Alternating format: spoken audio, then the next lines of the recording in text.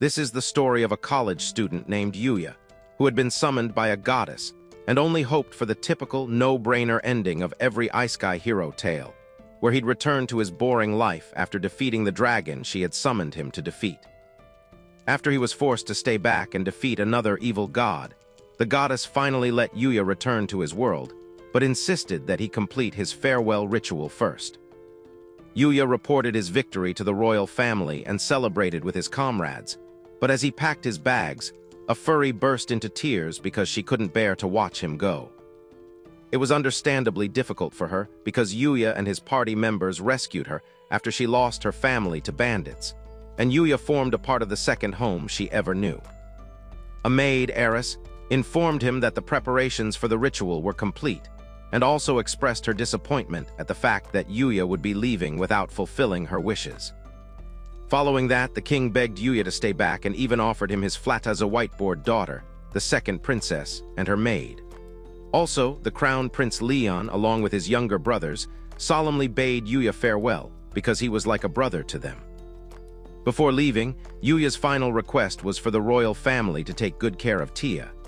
After that, he met with the princess, Saint Mel, who thanked him for sacrificing his own life to save her world and swore to protect what he had so dearly fought for with her life. Even though she had hoped to get cozy with him before letting him go, she accepted what was and bade him farewell before performing the rite of return. In a few seconds, Yuya found himself back in his world and found out that the goddess had returned him to the exact date and time that he had left, as she had promised. Since he was in school, he decided to head home, but on the way, a girl named Akin, who had been his friend from childhood, called out to him. She noticed he was acting weird and almost like a different person, but Yuya tried to dismiss her worries. However, she was under the suspicion that he was weird because he now had a girlfriend, but with the same mouth she accused him of having one, she cursed him jokingly, saying he had been doomed to die single since he had an allergy to aura.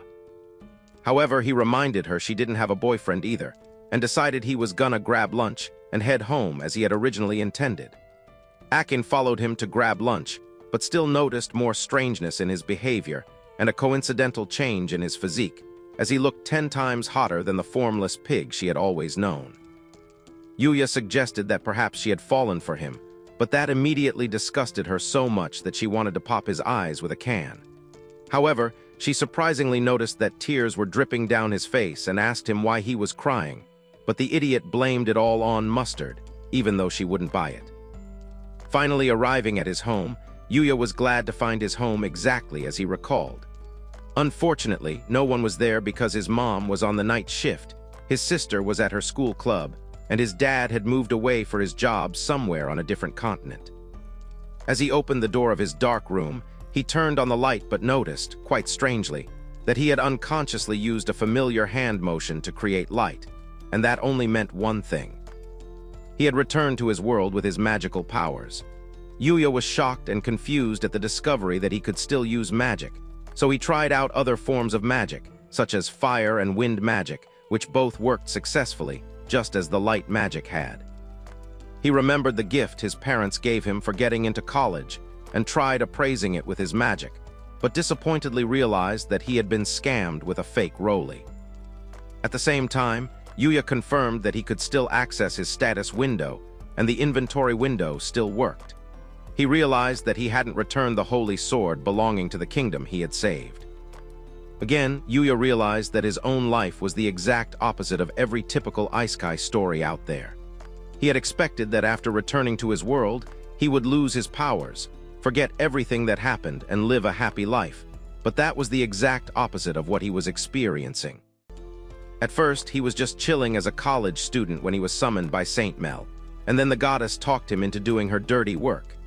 He spent a whole year training in both martial arts and magic, and with the help of his comrades, wiped the floor with the Demon King. However, the mastermind turned out to be the evil god Vilio, and Yuya still took him down. Everything he had done led him to his current situation, and he was completely clueless about why he still had magic, so he could only assume that the stupid goddess was playing some trick again. But since he couldn't ask her, he could never know for sure. Even if he wanted to restrain himself from using magic, he had gotten so used to performing his daily activities with magic in the other kingdom. So since he couldn't change anything, he decided to make sure at least that no one found out. Coincidentally, his sister, Ayumi, popped into his room to ask for lunch. She also noticed that he seemed different, although she blamed it on cheap crack. In the morning, Yuya decided not to attend lectures but to walk deep into the mountains so he could take a break from school and be somewhere he wouldn't be seen. He also noticed that he had been hiking at a pretty fast pace, but seemed not to be tired and blamed his body for malfunctioning. However, he accidentally created a huge crack in the ground when he kicked it lightly, and at that point, he was questioning whether he was human at all. He cast a fire spell, an ice spell, and a water spell, and all three worked normally. Next, he tested his inventory and found that it worked, as it had provided him with his holy sword. Finally, he tried to summon a familiar, and it worked, bringing forth his very first familiar, a shadow wolf that could understand the human language. Since he was done testing his summon feature, he let his wolf return and walked into town. On the way, he realized he needed some clothes but was super broke, so he went to purchase a scratch lottery. The salesgirl presented him with 3 lottery tickets, and he used his appraisal skill to estimate their worth. Afterwards, he picked one that had 50,000 worth of yen and cashed out his win. In his heart, Yuya felt like he was a low-key thief, although he couldn't blame himself for possessing magical powers. On his way out, he saw Akin together with a girl, Nana, both of whom were trying to shrug some idiots off their shoulders. When the girls spotted Yuya, Akin hid behind him, so one of the fools challenged him, asking him what the heck his problem was and why he was getting in their way. However, Yuya checked the guy's status and found that his stats were embarrassingly low, even for a prototype loser. He told the boys to be good and brought out some weird object, which he placed in his hands, squishing it in front of their eyes. He then told them to leave the girls alone, and they instantly left. But instead of being happy, Akin glared at him and asked him what he did. All Yuya told her was that he explained the situation to the boys, and they were super understanding. But when she refused to believe him, he told her that he had given the boys the name of someone who was quite notorious, and that was what scared them off. She finally let him off the hook, and both girls offered to go shopping with him. Afterwards, they had fun shopping and he treated them to dinner, but on their way home, they noticed that someone had been hit in a vehicle accident. Yuya immediately told Ayumi and Nana to call the police and an ambulance, while Akin should keep an eye on the driver. He rushed to attend to the victim and used his magical skill, Conceal Presence, which made him invisible and unnoticeable to anyone. Unfortunately, the people around the victim were taking pictures instead of helping her, even though she was unconscious. He noticed she had a skull fracture, but there was no apparent wound damage, so he could still help her. Even though he couldn't heal her completely, he could make the wounds less deep so they wouldn't scar, and so he used his heal feature. Afterwards, she twitched, and he reassured her that everything would be okay and that the ambulance would soon arrive. He lifted his console presence still, but was looking for Akin when he noticed her yelling at the driver. The idiot claimed he was still recovering from shock from the accident, but she ordered him to call an ambulance because the other victim was in an unconscious state. But when the idiot told her to mind her business, Yuya couldn't hold himself any longer and jerked up the guy by his collar, pointing out how dumb and irresponsible he sounded. Akin begged him to let him go, after which the ambulance finally arrived. When it was all over, they bid each other goodbye, but as he left, Akin seemed to have more to tell him but told him not to mind her. Later, Nana asked her what she planned to say to him, and Akin pointed out that there was a strange light around Akin when he was helping the accident victim. Nana said she wasn't looking at Yuya when he was helping the girl, and that Akin might have just been seeing things. Nevertheless, Akin stood by what she saw in her own mind. In that moment, Nana praised Yuya in his absence for looking so cool, and she asked Akin to gist her all about that hug. Flustered, Akin denied ever hugging Yuya, but Nana couldn't be easily convinced and even invited her over for a sleepover so she'd spill the tea. The next day, Yuya noticed that his shirt was still too tight, and all he wanted to do was rip it off.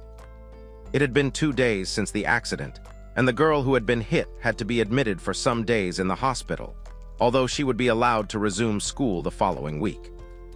The driver who hit her was unfortunately let go because he was sober at the time of the accident. To deliver justice in his own way, Yuya cursed the guy, bestowing upon him the curse of diarrhea whenever he would ever get excited. Anyway, it was time for him to put everything behind him, as he would be attending his part-time job. He showed up, and the manager asked him to work the front. It had been 2 weeks since his last shift in that role, but in reality, it had been over 3 years for Yuya, so he wondered if he could still do the job. However, his manager was losing her mind over the fact that he was shirtless, claiming it was because his work clothes didn't fit him anymore. The lady trembled as she selected a shirt from the pile. Although in her head, Mizu only wondered when Yuya became so ripped. Later, he worked hard at his job, but even Mizu could tell he was putting in so much effort.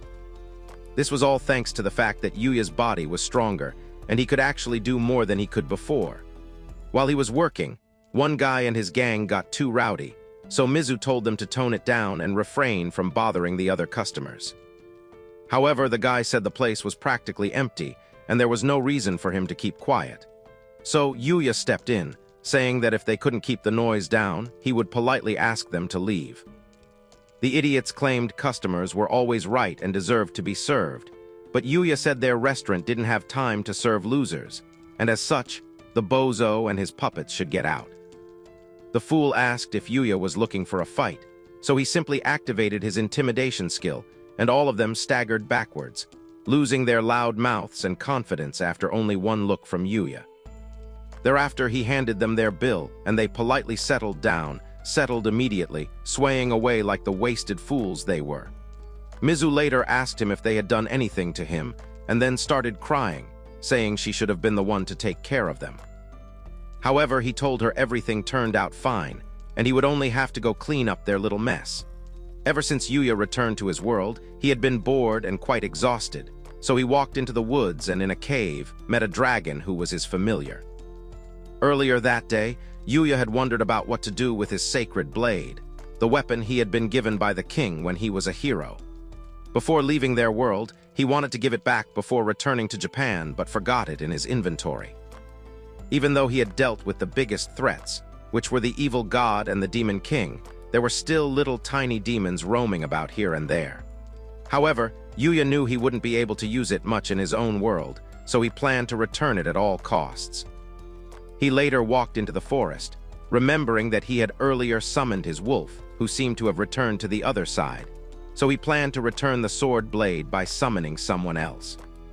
In the same location where he summoned the wolf, he summoned Layla, his familiar, who was a dragon. Layla was upset with her master for returning to his world, but was surprised that his summoning magic could reach across worlds. She asked what he had summoned her to do for him, and so he said that he had borrowed something but forgot to return it back, and he would like her to help him return it to the royal palace in Ariana's. Yuya wasn't comfortable sending her on that errand because Layla preferred to avoid interacting with humans, being the enemy of all social introverts. Most of his familiars he made by forming a contract with them by besting them in battle, but Layla's contract wasn't an average contract, but rather an initially beneficial relationship through summoning and exchange of information.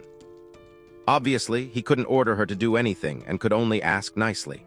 She said she had no issue helping him but wanted something in return, which was that she wanted to see his world for herself and experience it with her own eyes.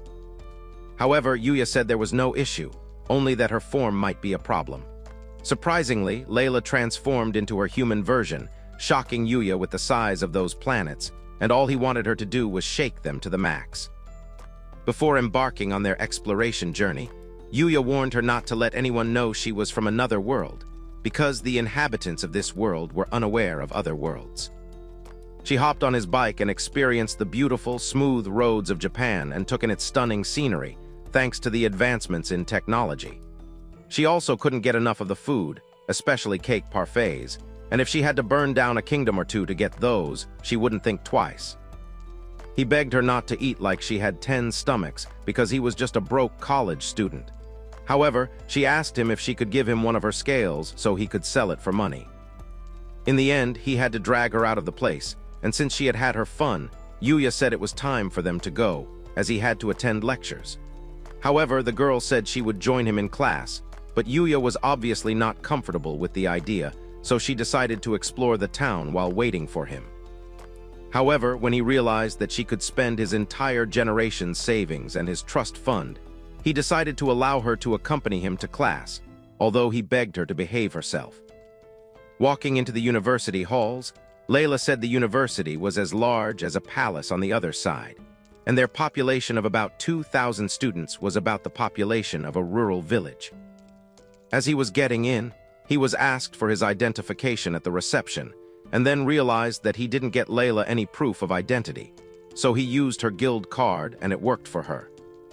Yuya was shocked, wondering if guild cards worked in every world, but she told him not to be dumb because she had only used magic to make the receptionist see what she wanted to see.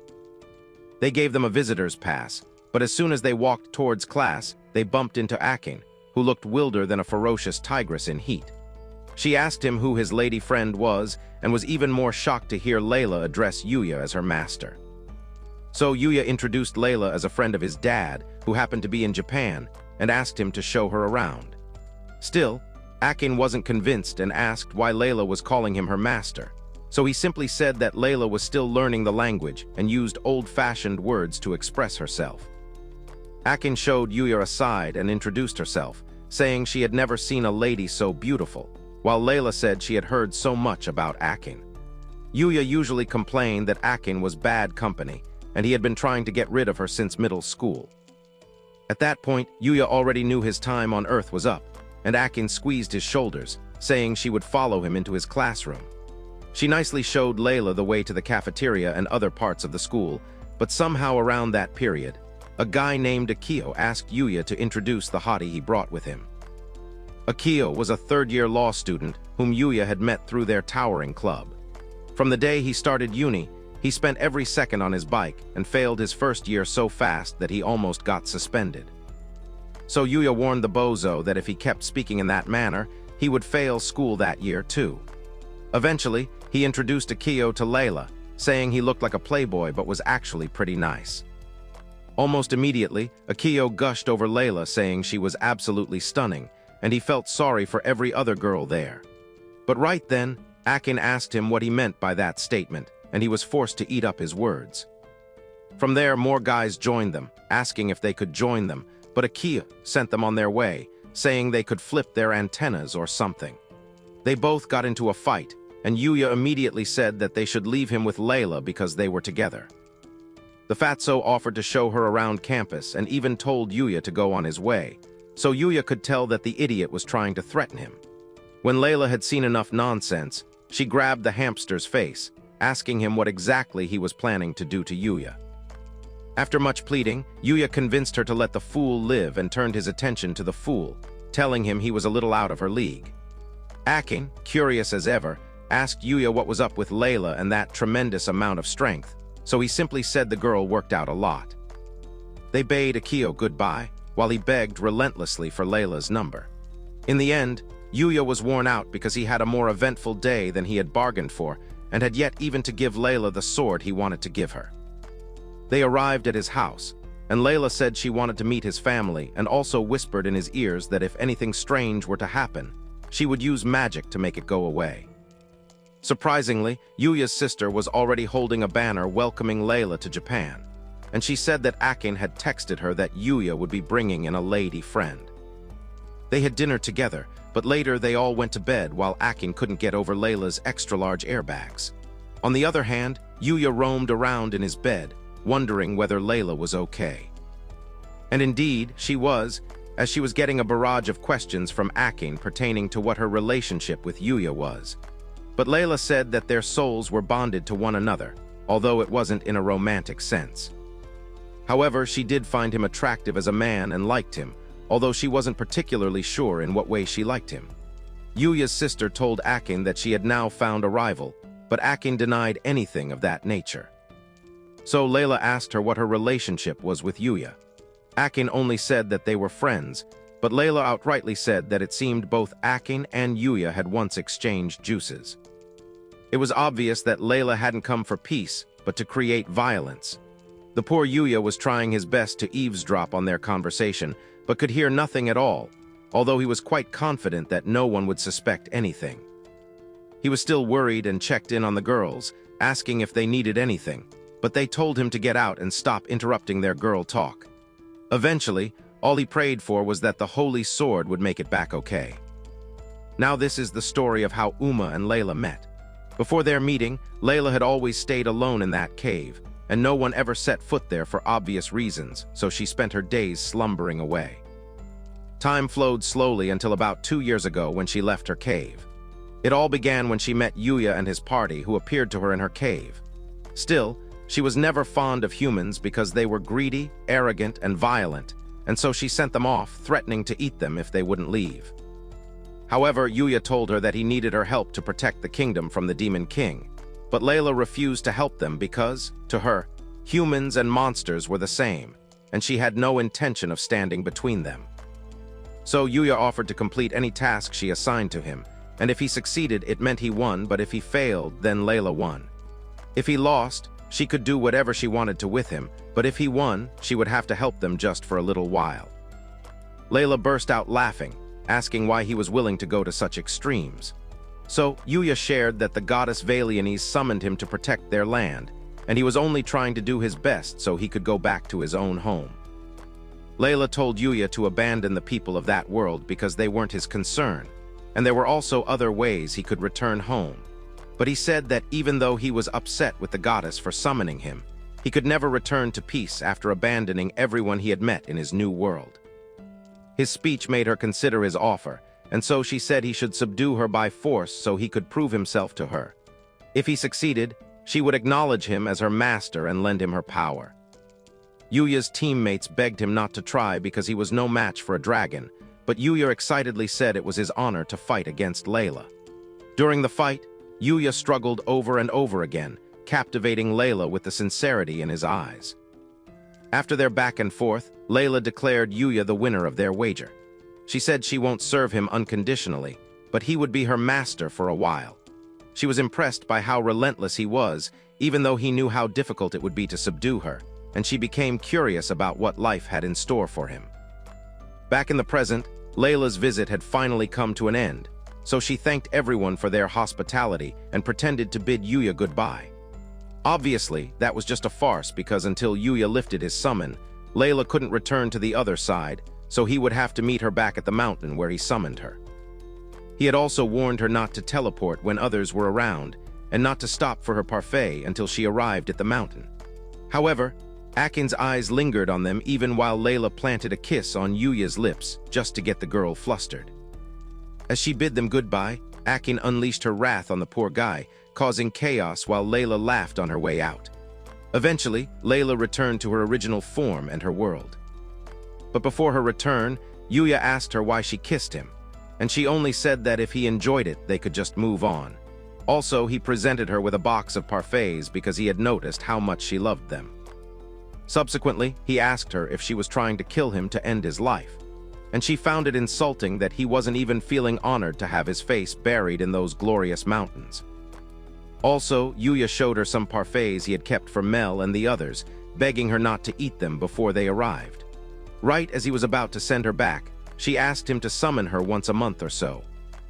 And he said he would certainly do so because he enjoyed hanging out with her. Meanwhile, in the kingdom of Arianas, Princess Mel took some time off work to enjoy the breeze and finish her work. But Layla approached her in her dragon form, and the guards went berserk. However, Layla transformed into a human form and said she was on an errand for Yuya. Thereafter, she brought out the sacred sword Yuya had forgotten to return and flung it almost like it was nothing. As Mel was shocked out of her senses because she couldn't believe that Layla met with Yuya, Layla even boasted of all sorts of things she had seen during her visit to Yuya, and later they were joined by Eris, who said she wanted them to converse somewhere more private while she reached out to Tia. Tia soon joined them, but Mel remained dazed and had to knock her back to her senses with a shoe. She was back again to the present, asking Layla if it was really true that she met with Yuya, so Layla said she would share it over snacks, particularly the parfait Yuya had sent them. The girls couldn't get over how delicious the parfaits were, and even planned to try recreating them. Suddenly, Tia and Mel were all wishing they were also Yuya's familiars so he would summon them. However, Layla told them that even though Yuya's abilities were formidable, she suspected that the goddess had pulled some strings, although they didn't know why. This meant the goddess was probably scheming to use Yuya again in some way. So Layla said that even though she may not compare to the gods, as long as their contract bound them together, she would know if something happened to her master. Mel asked if that meant there was a way she could see Yuya again. Layla said she felt it was possible because when summoners called their familiars to their side, the familiars sometimes brought other beasts that were near them at the time. And also, Yuya had promised to summon her to his world about once a month. This filled Mel's heart with joy, and it was so obvious that she missed Yuya terribly even though she denied it. However, the maid told her that her feelings for Yuya were as clear as daylight because Mel would sometimes get lost in daydreaming about Yuya while working, and she would lose herself whenever she heard his name. In that case, Layla offered that when things settled down in Yuya's world, she would ask for permission to bring the others along. However, her comforting words only made Mel more absorbed in her feelings for Yuya, and she soon passed out. Later, Yuya handed his mom an expensive-looking piece of jewelry, claiming he had made it with his hands. After spending 3 years on the other side and making it back to his world, he felt it was time to enjoy everything Japan had to offer. But as a broke boy, those were just dreams. He had his part-time job at the family restaurant, but it was barely sufficient to get him anything. Thanks to his magic, he could think of countless ways to make some quick cash, but he didn't want to do anything shady, so he had to come up with a new plan. It was then that he utilized his skill of transmutation and created some accessories, such as the one he made for his mom. The plan was to sell them online, using the gold, silver, and gems from his inventory. Also, since his mom said she had been suffering from shoulder and back pain, he used an enchantment and rejuvenation spell, embedding them into the piece of jewelry he got her. Later, his sister Ayumi returned home and saw the necklace he made for his mom, so she asked for one too, but asked him why he did that. So he shared that he thought he could make those and sell them online instead of just working. Ayumi told him that as long as he wasn't attaching a hefty price, the necklaces would definitely sell well. Yuya said he would set up a web shop and had tons of work to do, but Ayumi offered to help him too, and he said she would get a commission for every piece that was sold. She was fired up and ready for them to create a cool web shop and make bank until her mom reminded her that she had homework to do. Yuya's mom said she would be leaving earlier for work the following week, so she asked him to help her out as he always did, and he said he would surely do so and serve as her delivery boy. In no time, Yuya had resumed working to help his mom out and brought her lunch to the hospital where she worked. However, the nurse there happened to be starving and asked if he had any extra food. He told her the only food he had for her was his sausage, and there was enough for 5 people, so she could share it with the other staff. Soon, all the nurses had gathered around, eager to taste his food, so he used the opportunity to advertise his handmade jewelry. He also asked them for their opinions, and the girls immediately showed how stunned they were at the adorable pieces of jewelry. In fact, they said they would never have guessed the jewelry was handmade if he hadn't told them. He offered to let them have it for free, and the ladies were all excited. But there was one of them lurking from behind, a younger girl, and he got distracted looking out for her. He said he saw a girl watching them, and they explained that she had been transferred to their hospital from the junior ward and probably escaped from her room. One of the nurses offered to go looking for her, but Yuya, on his own, looked for her and found her, so he told her to return with him to meet the nurses. He told her they were all worried about her, and it was already getting cold, so they should head back, but the girl said she didn't want to. He said he would show her something cool in exchange for her agreeing to return afterwards, and they soon struck a deal. Thereafter, he put on a cute little magic show for her, playing with fireballs and throwing them all around. She asked him to do it again for her, so he promised to do so if she promised to remain a good girl and comply with the nurses. Thereafter, they sealed their agreement with a pinky promise. The next day, Yuya revisited the hospital and the nurses were all shouting, asking him what he did with the jewelry. So he was already wondering what had gone wrong, whether something had gone wrong with his enchantments, until the nurses confessed that their health had gotten much better ever since they wore it. Another one said her constipation and shoulder and back pain were gone, while another said she felt her makeup even looked better, all thanks to his jewelry. Yuya said that he had used some healing crystals to form the jewelry because he was imagining a long life, a long and prosperous life for his customers. Anyway, he said he'd like to visit the girl from last time, named Mia, and they led him to her room. But before then, they asked him what it was he needed, and he said he had bribed the girl with a magic trick, promising that if she remained a good girl listening to the nurses, he would return to play with her.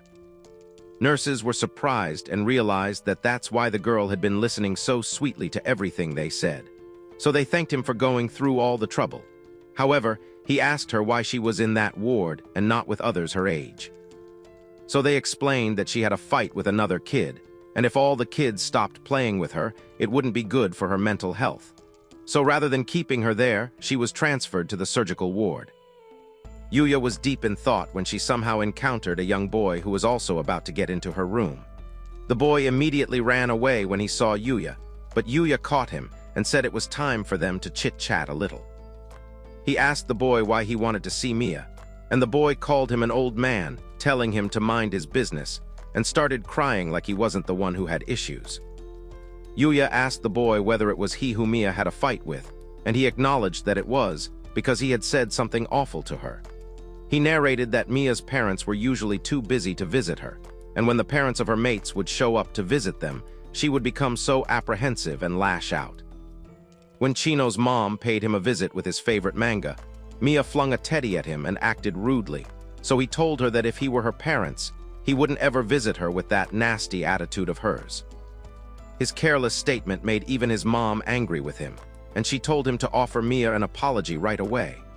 However, he delayed and eventually asked the nurses for Mia's room number and was on his way to apologize to her when he bumped into Yuya. Lovingly, Yuya grabbed him and said he was going to help him out, so he showed up at Mia's room with him. Mia was initially excited to see Yuya, but the moment she saw Chino, the expression on her face changed. Both of them got into a stirring competition, and an awkward silence ensued before Chino eventually apologized for his role in the argument. Just then, Mia's mom walked in and Yuya introduced himself and also introduced the boy. He also told her the circumstances surrounding Chino and Mia, and she said she had heard about their fight and had personally come to the hospital to tender an apology on Mia's behalf and also make Mia apologize. Right there and then, she told Mia to apologize, and when the girl did, she told Yuya that it was time for him to keep to his own end of the bargain and perform his magic tricks. He began with a mini fireball display, which amazed all three of them and made Mia's mom question how he was doing it in the first place. Thereafter, he poured water into a bowl, created a blob, and splashed it on them, creating a mini fight between all of them. With Mia smiling so widely, her mom looked content, and for the last phase of Yuya's play, he asked Mia her favorite animal. She initially said her favorite animal was an isopod, a deep-sea creature, but since Yuya didn't even know what it looked like, he said the isopod was on strike. The girl next asked for a naked mole rat, but her mom begged her to at least pretend she was normal, even if everyone knew she wasn't. And finally, she asked for a kitty. So this was easy enough for Yuya, who just placed a marble under the handkerchief and swapped it with an object in his inventory, thereafter bringing out a kitty cat necklace. He did the same thing for Chino, but Mia's mom felt like the gift was too expensive. However, he told her the gifts were not expensive and he had made them himself, so he told her to choose something similar to her daughter's. When she did, she saw the joy on her daughter's face, and it warmed her heart. This was all part of Yuya's plan, knowing that even though the pendants couldn't cure Mia's disease, they would make her more resistant to other diseases. Now that her mother had a similar one, the girl would not be lonely anymore. Later, Mia's mom thanked Yuya and said that even though she had only seen magic tricks on TV, his own magic looked really real. She also said Mia looked happy, and that the last time the girl had smiled like that was before she was admitted to the hospital. Yuya himself noticed that Mia's mom, who initially looked like she just wanted to run and hide, now appeared much more relaxed, perhaps due to the rejuvenation magic, and he was glad he could help her in some way. The woman asked him if he could visit Mia after her surgery, as that would make the girl so happy, and he agreed. To Yuya, being able to use magic in modern Japan was a serious cheat code, but using the power he had for good was quite satisfying. While Yuya was spreading light wherever he went, some hoodlums were meeting up in their hideout, prepared with their arms to aim at a certain target. They prepared to take over the country because it was said to be a peaceful one, and their objective was to set up negotiations since there was plenty of support for struggling countries. However, they were going to try to avoid unnecessary massacres, although it was part of the plan to take human lives in the process still. Ultimately, they would kickstart the plan the following morning at a museum in Tokyo, with their target being the ambassador of a certain country, along with any Japanese government official. The next day, Yuya and one of his friends were busy cosplaying as superheroes, as it was a tradition for Yuya every summer and winter. The guy's name was Yusuke, who was a live-action otaku and was in the same department as Yuya at university. They had known each other since their early school years and had attended huge events every summer and winter, where the guy would pay Yuya to do cosplays for him. Because Yuya was pretty good at doing the superheroes lines so well, Yusuke was willing to pay him extra. Yuya had no choice because ever since Layla returned, he became even more broke than he already was, thanks to her endless perfume sprees. On top of that, he had a trip with his towering club during the summer break. Even though taking the job offer from Yusuke was bound to strip him of his aura and any form of riz, Yuya was willing to take it. While they were at it, they turned on the TV and on the news. It was announced that there were reports of reckless driving on the highways during the early hours of the night. The boys went on ignoring that and spoke about Ayumi. Yuya said Ayumi went out with Akin to a Persian exhibition. Just then, the news anchor announced that there was an explosion at the Tokyo Museum, after which several men with a foreign appearance entered the building carrying small arms. It was said that all visitors were taken hostage, among whom was the ambassador of a certain country and his delegates, together with the Japanese minister. Immediately, Yuya realized that that was where they were holding the Persian exhibition. So he instantly dialed Ayumi's number, but it was unreachable. Thankfully, on the news, there were said to be no confirmed casualties, but all visitors were taken hostage. Yuya's primary instinct was to find out whether Ayumi and Akin were alive by using magic, so even if they had been taken hostage, he would bring them home. However, he planned to hide his powers, so he was going to need some sort of disguise. He instantly remembered that he had a cosplay suit. Seeing Yusuke, he knocked him out with a little sleep spell and took the costume that he had made for him. Meanwhile, in the museum, among the hostages being held by the terrorists were Akin and Ayumi. Akin knew that if she had gone there with Yuya, things would have been different, although she wasn't sure he would have been able to stop the terrorists. Meanwhile, Yuya was flying to the museum in superhero style, although he wished he had teleported instead. However, he could only teleport to places where he had drawn a teleportation circle. For example, he had set up a circle on the rooftop of his university whenever he was late for class, but from there, he had to fly the rest of the way. In any case, he concealed his presence using his skill spell so no one would notice him flying up there, even though he might be spotted on a camera. He used his detection skill, and thanks to the enchanted necklaces he had given the girls, he realized he could track them down. The problem was now, even if he tried sneaking in with his concealed presence, it wouldn't give him full coverage, as that wouldn't work on people who were on high alert. In that case, he could only resort to using brute force because he had no skills related to espionage. By the way, he remembered that the terrorists had used explosives at the museum, so he detected the site of the explosives using his detection skill. He then located them, after which he placed a barrier on them. Since he had no disarming skills, he decided to hand it over to the police in a still concealed manner, and thereafter scanned the building for the presence of the terrorists. Firstly, there was a guy with a gun near an underground entrance, but there were no hostages on that floor. Next, there was one near the ground floor entrance and another in the middle of the showroom. There were some hostages on the side of the showroom wall, one more guy near the second floor entrance, and two more on the same floor. And that was where most of the hostages were, including Ayumi and Akin. Yuya sprang into action by silently arriving and dealing with one of the terrorists. He was able to do that easily without attracting attention because he had installed a soundproof barrier, so the guys on the other floors wouldn't notice what was going on. He spotted his next target and dealt with him just as he had dealt with the first one, and then placed his body in the same room with the other guy. Two of the terrorists were down, and four more were left. But the next part of the building was one that Yuya wasn't prepared for, as he saw a boy, and his family being targeted by one of the stupid terrorists. The poor boy was only trying to protect his mom and sister, but the insolent terrorist, with no shame, instantly squeezed and pulled the trigger, firing 2 bullets at the boy. However, Yuya protected the boy with a barrier and attacked the reckless fool immediately, disarming him of his weapon and rendering him unconscious. The boy saw Yuya as his superhero, and Yuya told him that he had done an excellent job protecting his family. Thereafter, he told the hostages on that floor that he had neutralized the terrorists on that floor and the floor below, so they could head downstairs, where they would be safe. Also, the police were on standby right outside the main entrance. Now, there was only 1 floor to conquer, and 3 terrorists remained. One of them was guarding the entrance, and there were about 100 people on that floor, meaning the terrorists' main target would be there, particularly the ambassador of a certain country and the Japanese minister. However, Yuya realized that the terrorists wouldn't be so reckless, thinking they could occupy the entire building with just a few men, so there was certainly a trick up their sleeves. Since there were hostages in the middle, it only meant there was a bomb somewhere in that bag, and the map kept popping in his head, making it easy for him to imagine the layout. First, he had to deal with the terrorists guarding the entrance, so he used his fingers to project slime onto the fool and used it to bind him.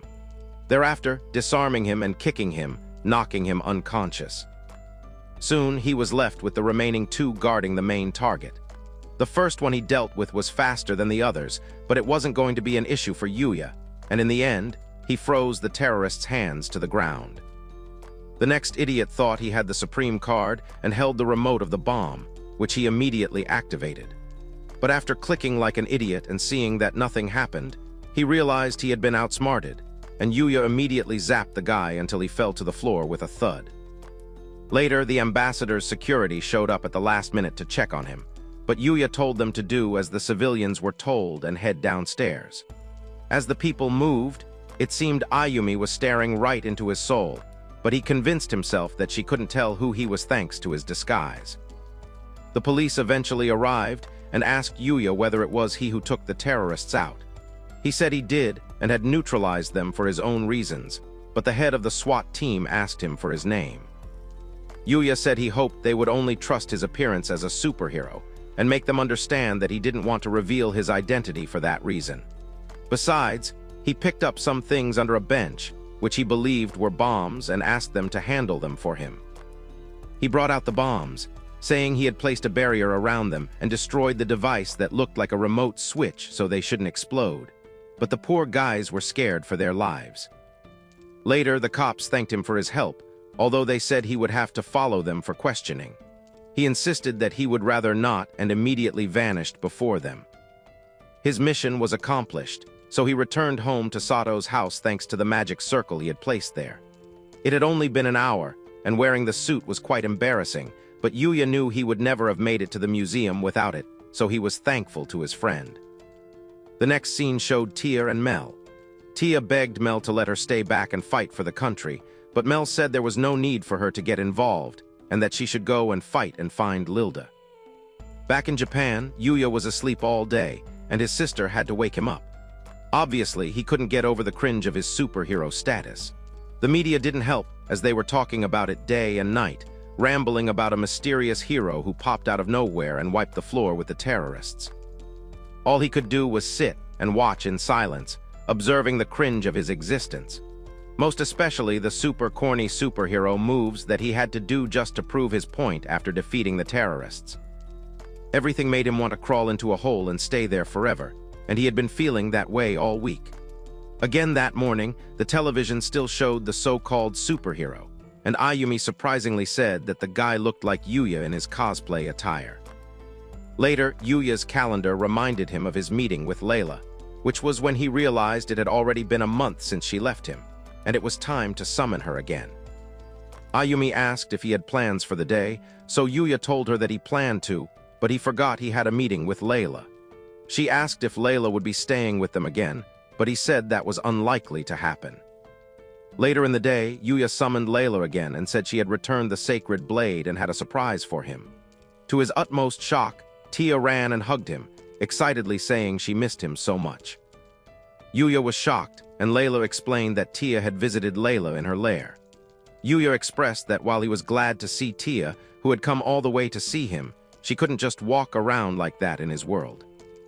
She felt like she had done a bad thing, but he said that it was because of her appearance, especially her ears and tail, which gave her away as a beast woman, and there were no beast men in his country.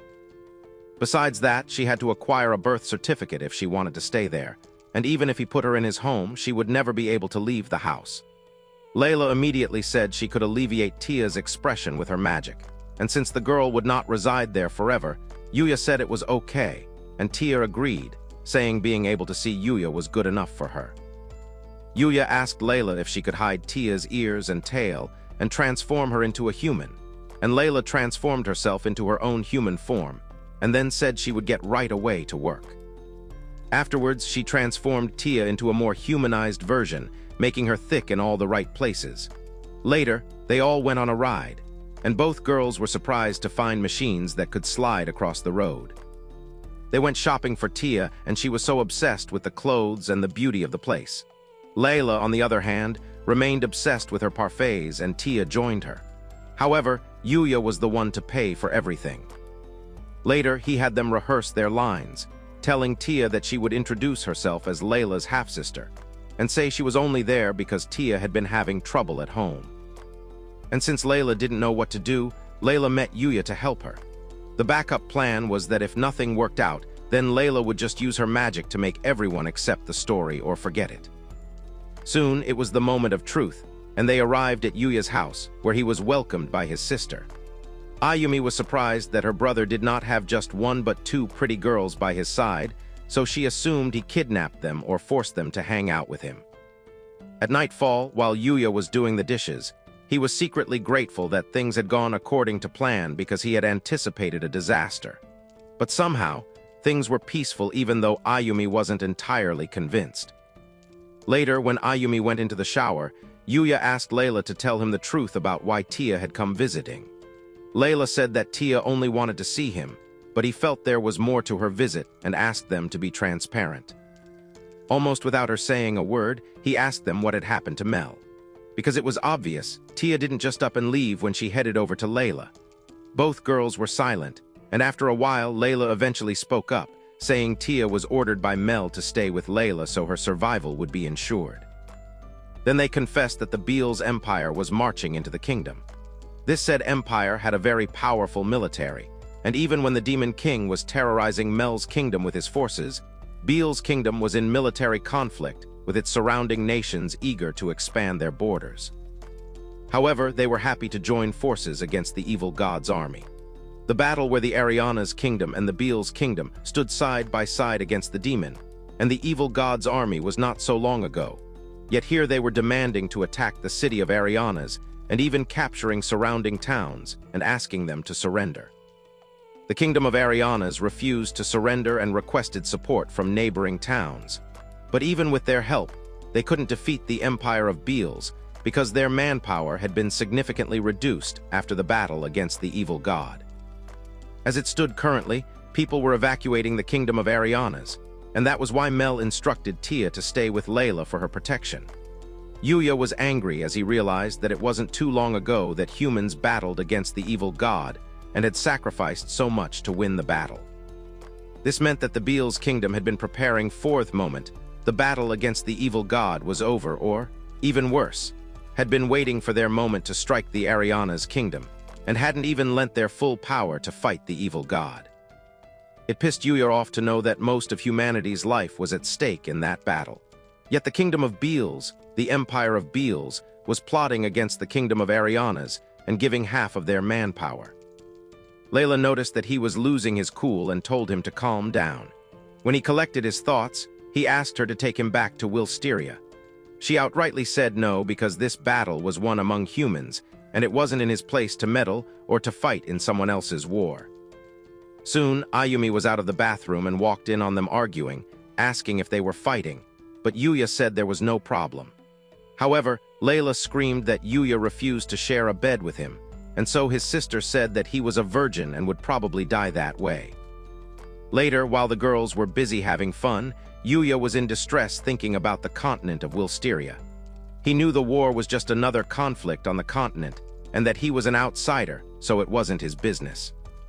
However, he still felt it wasn't right just to sit back.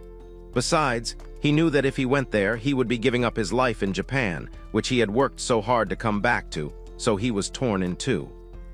He thought deeply, realizing that even though he had asked Layla to take him and she had refused, making it to the continent wasn't a problem for him.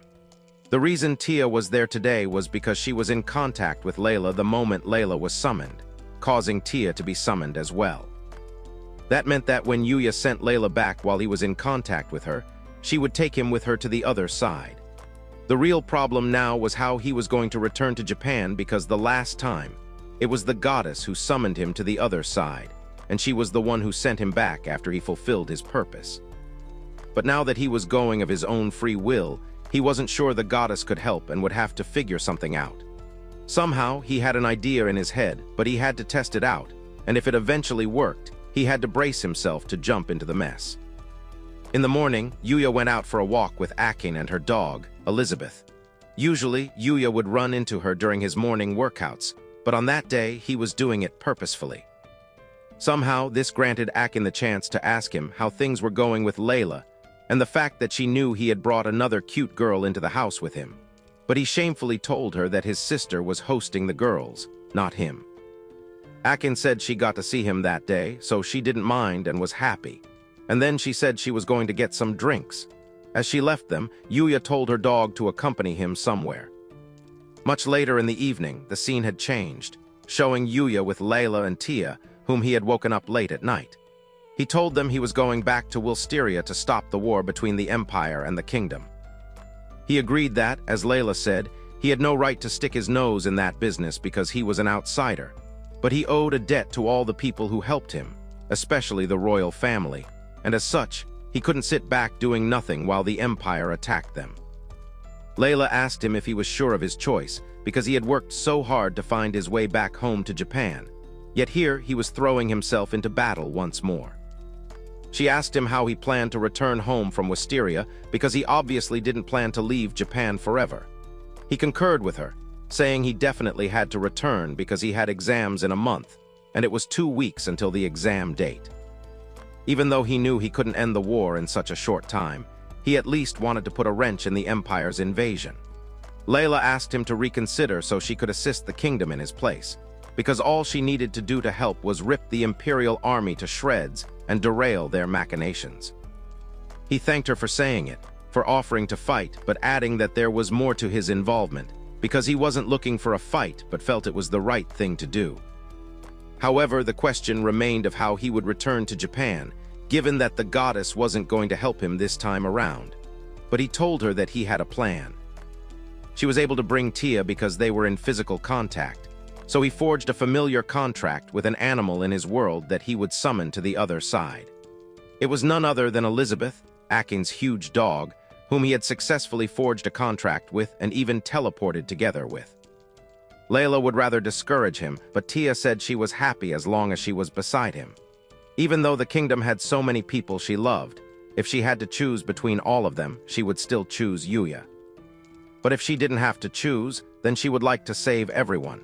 In the end, Layla herself had to succumb, as it was 2 against 1, and so she permitted Yuya to do as he pleased.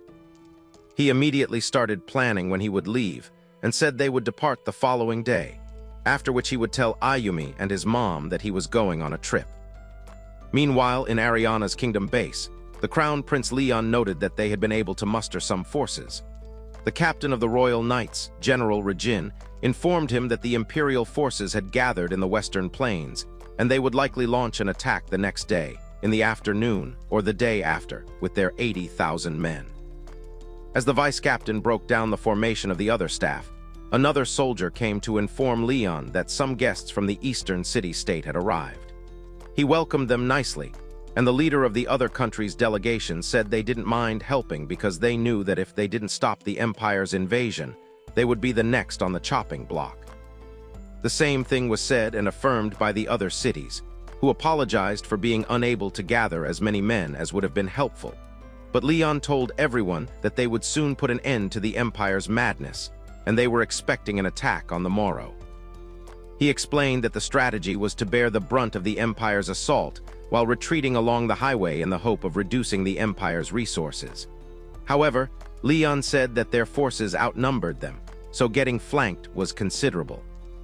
However, the leader of the other country said that whatever they lacked in numbers, they would make up for it in grit, and if each one of their own men took down 3 of theirs, the day would be theirs. Compared to the battle against the evil god's army, their chances of victory against this empire were high.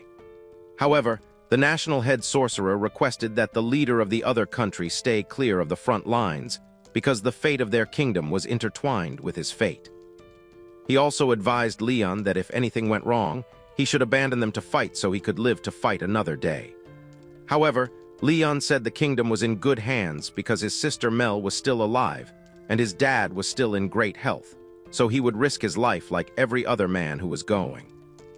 Just then, an urgent report came to him that a winged monster was approaching from the east, and they couldn't identify it yet, so they wanted him to evacuate.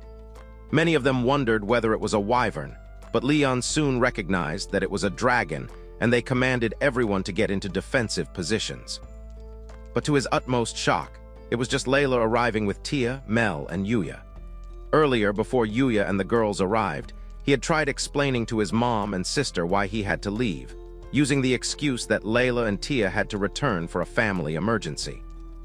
As a friend of the family, he was asked to follow them as a mediator. However, that wasn't convincing enough, so his mom told him to be accountable for his actions and promise not to make any trouble for the family because she trusted him. She asked him when he'd be back, and he said he'd return in a week because he had exams and couldn't stay for so long. After saying their goodbyes, Yuya and the girls arrived at Wilsteria. The first thing he did was consider what the next step was. He said they should first head for the capital, and Layla offered to teleport them to the city's outskirts, after which she'd fly them to the palace. Yuya knew she was doing far more than she should for him, but she told him that she was merely assisting her master, to whom she was bound by a contract. She had no resistance to the idea of smashing some skulls along the way. After teleporting to the city's outskirts, Layla took them to the palace, and when they arrived, Yuya surprised everyone with his presence and requested an audience with the king. Thereafter, they rushed to notify him immediately. In no time, Mel came out excitedly, together with Eris, and hugged him, squeezing him so tight that he released some. Ares was glad to see him but threatened that he would have to satisfy her before returning to his country. Soon, Yuya was informed that the king was ready to receive him, so Mel led him to the audience chamber, where he met both her parents and bowed before them. However, they told him he didn't have to, and he apologized for dropping by unannounced, sharing that Tia had told him that there was a fool on the continent who had a foolish idea and was now doing foolish things. So he showed up to teach them a lesson, and that it would be his honor to join their kingdom in the war against the Empire. The king was glad to see that they would be pleased to have Yuya on their side, but one idiot, the Minister of Internal Affairs named Bell, said that the outcome of the conflict would determine the fate of their kingdom. Yuya was fed up with the idiot because this dude was a trusted royal advisor and the most powerful man in the kingdom, who had a spotless reputation, because he had built orphanages for children who lost their parents in the war with his money.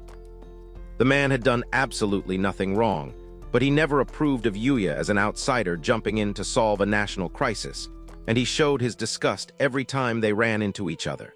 Something seemed different this time around, though.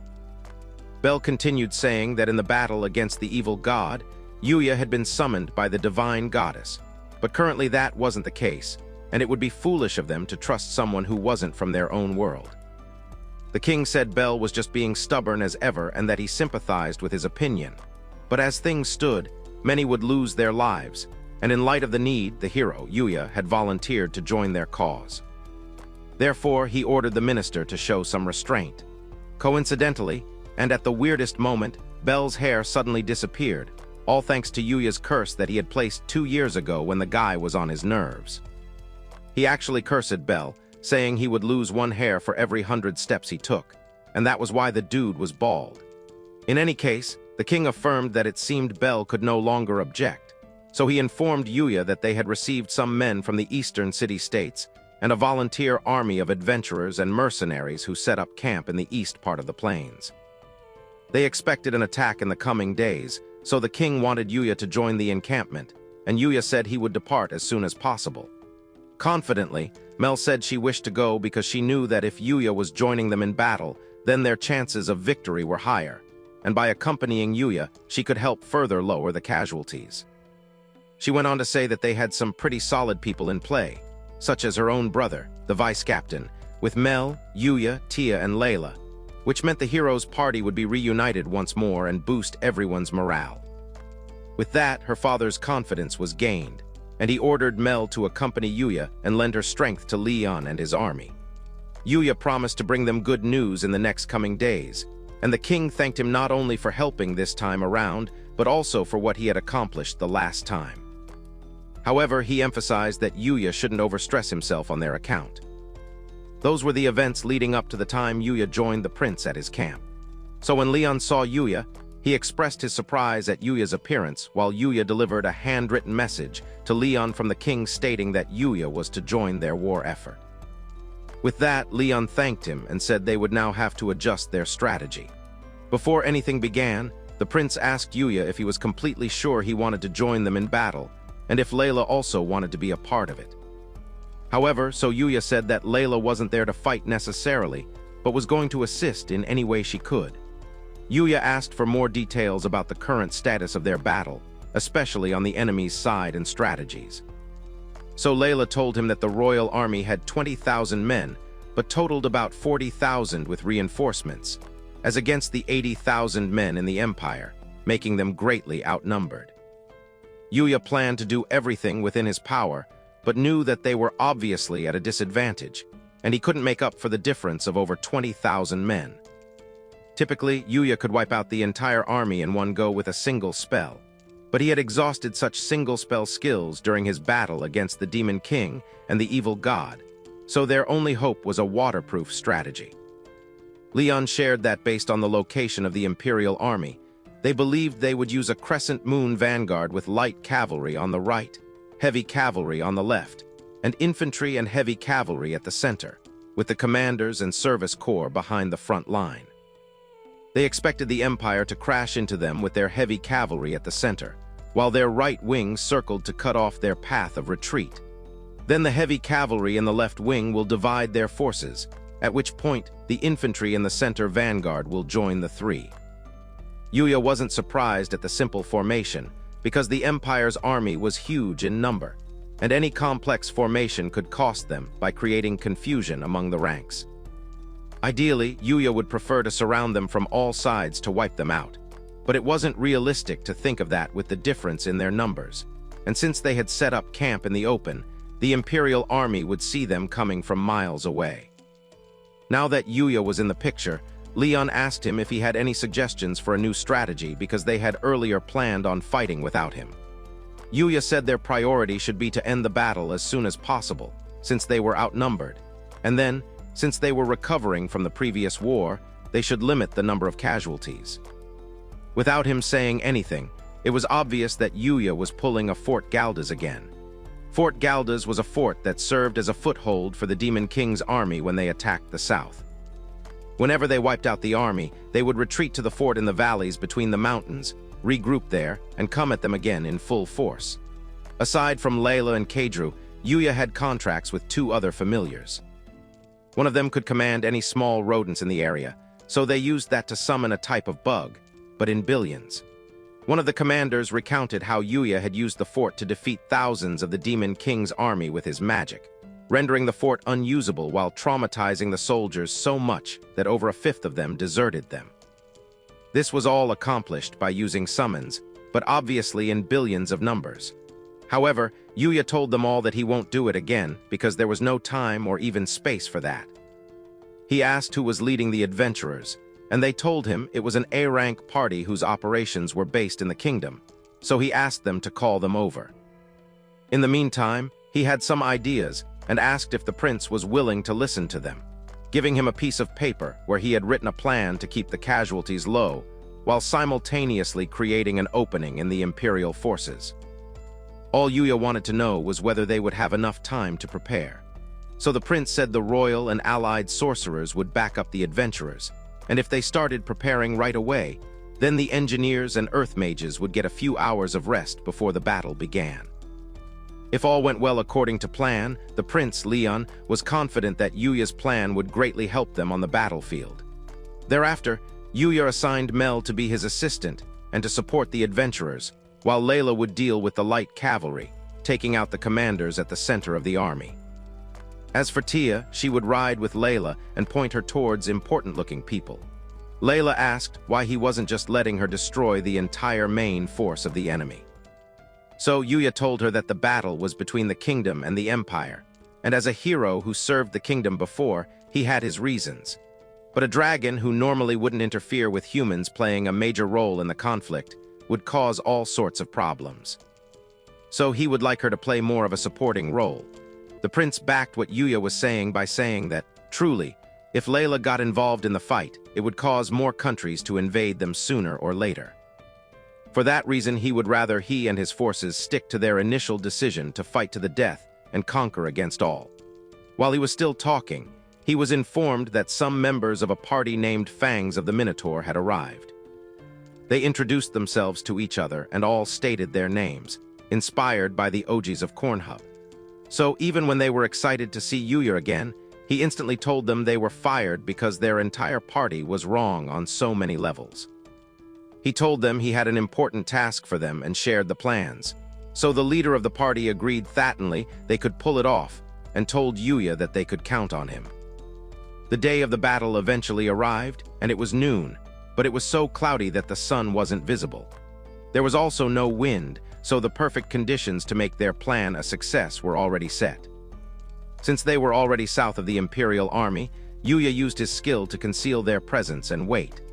He could see the enemy formation from where he was, because from the front they looked disciplined and put together, but soldiers were still moving back and forth at the rear, as they were trying to make preparations to launch their attack first thing on the morrow. However, when they saw that Yuya's forces were mobilizing, they scrambled into position, underprepared. Things were all going according to plan, but since they were south, they weren't going to wait until the enemy was ready. Otherwise, their plan might not work. Eventually, every one of them agreed that it was time, and all that was needed was Yuya's word to kickstart everything. After reminding everyone of their roles, Yuya brought out the items he had packed with him from Japan, including his bike. He also brought a chainsaw and some other tools to vent his anger on the Imperial army. With Mel on his bike, it was time for him to start his own role in the battle. On the other hand, Leon seemed nervous, and Lance told him that if he was already this nervous, he would only live for as long as he lasted in bed. However, he had no need to worry because with Yuya's help, there was no chance they would lose. However, Leon said he wasn't worried about losing the battle. He noted that Lance had spent quite a bit of time with Yuya and seemed to trust him an awful lot, but Lance denied trusting Yuya, saying that he only knew that Yuya was a good fighter. But his personality was somewhat disagreeable. On the other hand, Yuya was only watching out for the Imperial heavy cavalry to make their move, so the kingdom's forces would halt them and stop and hold position.